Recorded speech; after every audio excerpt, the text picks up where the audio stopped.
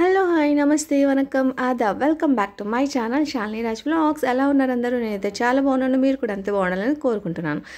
So ఇక్కడైతే నేను మొత్తం కిచెన్ అయితే క్లీన్ చేసుకుంటున్నాను అండి. సో వీక్లీ వన్స్ అన్నా మనం మొత్తం కిచెన్కున్న బండ మరి కొంచెం టైల్స్ అవి క్లీన్ చేసుకోవాలి. ఎందుకంటే 1 వీక్ మొత్తం మనం వంట చేస్తుంటాం కదా, సో ఆవిరి మొత్తం అక్కడే ఉండిపోయి అక్కడ లైట్గా ఆయిల్ మరకలన్నీ కనిపిస్తుంటాయి అన్నమాట. సో అవన్నీ నీట్గా క్లీన్ చేసుకోవాలి.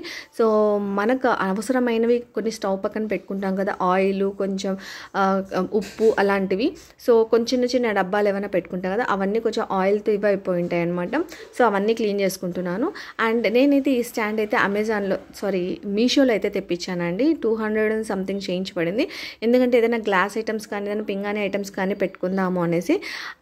ఎందుకంటే నేను ఏదైనా జ్యూసెస్ అది చేసుకున్నప్పుడు పైన నుంచి కబోర్డ్లో తీసి అప్పటికప్పుడు తీసుకోవడం కంటే ఇది ఈజీగా ఉంటుంది. సో నేను ఎక్కువ జ్యూసెస్ తీసుకుంటాం కాబట్టి ఇక్కడ అవైలబిలిటీలో దగ్గరగా ఉంటుంది అని చెప్పి నేను అక్కడ పెట్టుకున్నాను. అండ్ నేనైతే అక్కడ పెట్టిన గీ అయితే నేను చేసిందే, ఇంట్లో గీ చేశాను అనమాట. పాలతో వచ్చిన మీగడతో చేసిన గీ. అండ్ ఇక్కడ నేను మొత్తం స్టవ్ దానిపైన ఉన్న టైల్స్ కూడా మొత్తం క్లీన్ చేసుకుంటాను. బాగా క్లీన్ చేసుకొని మొత్తం పొడి బట్టతో అంతా క్లీన్ చేసేసుకుంటాను మొత్తం నీట్గా. అండ్ ఆ తర్వాత వెంటనే డిషెస్ కూడా క్లీన్ చేసేస్తాము. ఎందుకంటే ఒకేసారి అన్ని పనులు అయిపోతాయని ఫస్ట్ డిషెస్ చేసి తర్వాత ఈ స్టవ్ ఇదంతా పెట్టుకోను, ఒకేసారి క్లీన్ చేసుకుంటాను. ఫస్ట్ బండ తుడిచి తర్వాత స్టవ్ తర్వాత సామాన్లు ఈ విధంగా అన్నీ క్లీన్ చేసేసుకుంటాను ఒక్కోటి. నేనైతే ఇక్కడ విమ్ సోప్తో పాటు విమ్ లిక్విడ్ కూడా వేస్తున్నాను. ఎందుకంటే ఓన్లీ సోప్ తీసుకుంటే ఎక్కువ సోప్ వచ్చేస్తుంది. కొంచెం ఎక్కువ సోప్ రావడం వల్ల ఏంటంటే మనం ఏదైనా పాత్రలు తోమినప్పుడు ఎక్కడైనా మిగిలిపోతే అక్కడక్కడ అంటుకుపోతుంటుంది, అంటే కంటాలకు అలాగా అంటుకుపోతుంది అనమాట సోప్.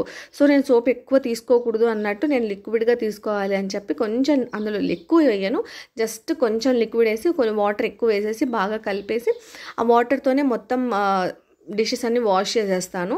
సో సోప్ అయితే ఎక్కువ యూస్ చేయకూడదు అనేసి, ఎందుకంటే స్టార్టింగ్లో అలాగా యూస్ చేస్తున్నప్పుడు నాకంతా అక్కడే మరకలుగా కనిపించడం, లేదంటే గ్లాసెస్కి కానీ కొన్ని డేక్షాలకు కానీ కంటాల దగ్గర సోప్ అలాగే ఉండిపోవడం చాలా వరకు చూశాను అనమాట.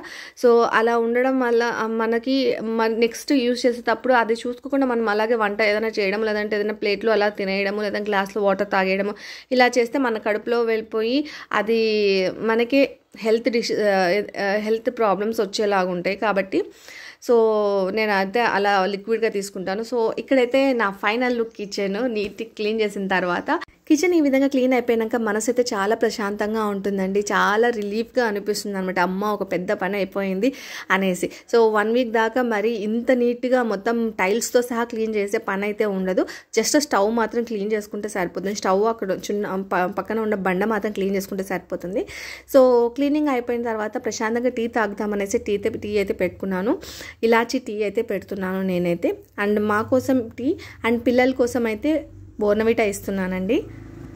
సో నా వీడియో ఇంతవరకు చూసినందుకు మీ అందరికీ చాలా చాలా చాలా థ్యాంక్స్ అండి.